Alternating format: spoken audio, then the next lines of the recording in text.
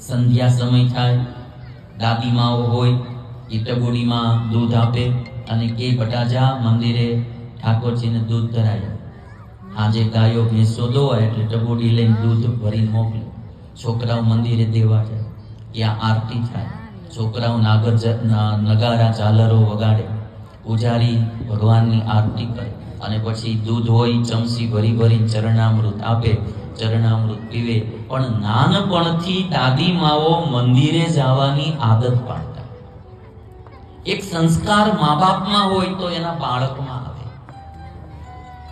એટલે છત્રપતિ શિવાજી મહારાજ જ્યારે નાના હતા, પિતાશ્રી તો ત્યાં બીજાપુરમાં રહેતા, આ બાજુ માતાના માર્ગદર્શન નીચે પોતે મોટા થયા. પણ માર્ગદર્શન નીચે સંસ્કૃતિની વાતો સાંભળી અને છત્રપતિ શિવાજી મહારાજના